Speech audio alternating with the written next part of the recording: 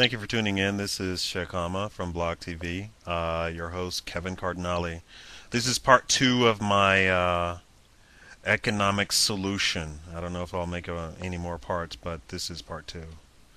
I left off talking about these companies that figured out that they could go in and trounce small businesses and then get all of these people that were then out of work to come work for them, and then have to thereby depend on them, the big business, for all of their food, housing, and what have you.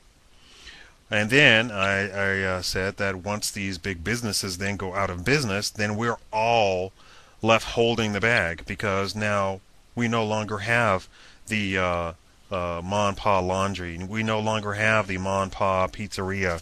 We no longer have the Ma and Pa uh, uh,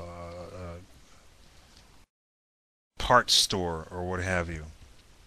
We have to then go look to another big business where to get that. Everybody's coming up against Walmart, but I say that Walmart is only the most blatant and or the most unsophisticated business that is doing this. All of the big businesses do this, not just Walmart. The fact that Walmart comes into a town and literally bankrupts all the small businesses in the town and then turns around and hires the people into the various departments in the business is just a blatant way of doing business. It's not sophisticated. It's not subtle enough. It's not a GM or Ford. It's not a Bank of America or what have you. That's like gobbling up small banks. Um, Now that we have this economic crisis, people need to really wake up and say, "Hey, oh, I should not put all of my eggs in one basket. I should have my own thing going. As a man, to provide for my family, I should not be put into a position that if the wind blows right or the wind blows wrong, that my boss will fire me just because, and due to the labor laws that they can." I live in Vegas, here in Las Vegas, and we have a right to work state. It was originally intended to be interpreted that everybody had the right to work at a company regardless of their union status.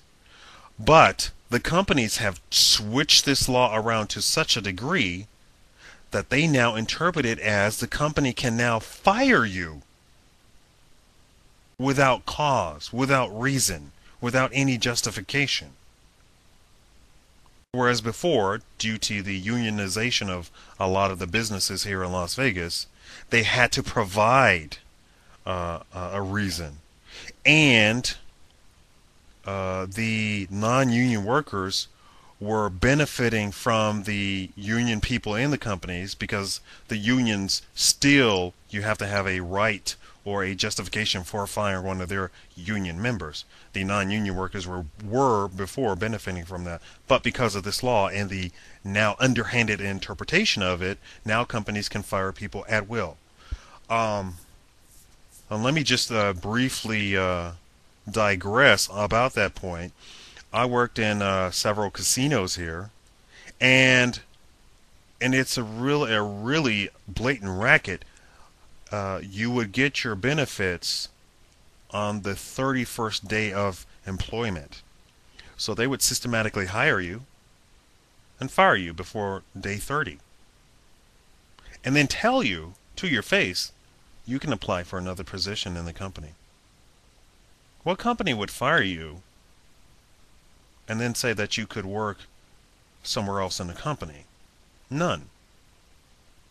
The only reason you would fire somebody is if you did not want that person working for the company, point blank.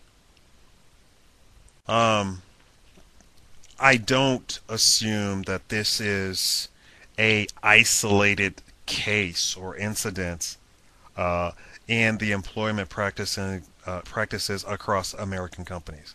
I would assume probably a lot of companies do this. They offer benefits, and then basically dangle it before a select group of people who will never be capable of getting it because they can fire them at will and then rehire them and fire them and rehire them and fire them and rehire. And the worker is then at the mercy of that company because that company would be probably the easiest to get a job, the easiest to get rehired, and probably wouldn't ask any questions. You could probably be fired one day and be hired in two more in the next 2 days. Who would argue with that? Who would take that to court? Who would seek a lawyer? Nobody. Especially not if you are living paycheck to paycheck, as I believe the statistic was 70% of America is. And I believe 90% are 6 months away from bankruptcy. That is, if they were out of work for 6 months, they would have to declare bankruptcy. Now, as I was stating in the documentary by Michael Moore in Sicko, there was an Englishman talking about how it is a concerted, and this is not a conspiracy theory or anything like that. It is a concerted effort to keep the poor person downtrodden, so that even if they're not even poor, what I term the working poor, I term myself the working poor. I have a college education. I even have advanced degrees. But because of the way the system is, I have not been able to elevate myself to such a degree that I am out of the total need to actually look at my paycheck and actually have to budget and actually have to think about what I'm buying. So now the working poor comes out of college and they are $60,000 in debt, $100,000 in debt, $200,000 in debt. They're not going to be very altruistic coming out of there, and they're going to need to find a job, because we don't educate people on how to be independent. We don't educate people on how to actually go to work for themselves. We indoctrinize people into how to get into the American system, that is to go work for somebody else and look to somebody else for your income. It's a revolutionary idea, I guess, to actually think that you should go to school to learn how to do your own thing, open up your own business. I know that people do get MBAs, but even the MBAs then go work for companies. People go to college thinking that they will get an MBA to go work for a big company, not to get an MBA to go open up their own company. I bet you if you poll the MBA students that are graduating this year, I bet you 90% of them have it in mind that they're going to go work for a big company. And that's all that they have in mind, not to actually open up their own company themselves, or come up with a great idea for themselves of how to sustain themselves. I got shouted at in my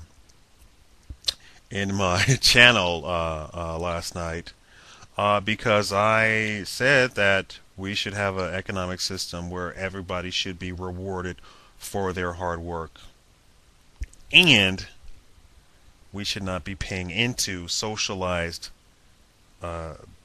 programs that are paying for other people, i.e. a single person paying for education for somebody else's children, a single person paying for Medicare and Medicaid who will never even see a dime of Medicare and Medicaid, a middle income person paying for basically welfare for the needy and degenerate of the population. I would be far more willing to pay for a workfare program, and I would not want to pay a dime into a welfare program. I don't even believe in it. I'm going to pick up again in part 3, I guess, because I have not spoken all the issues that I want to speak on. Thank you.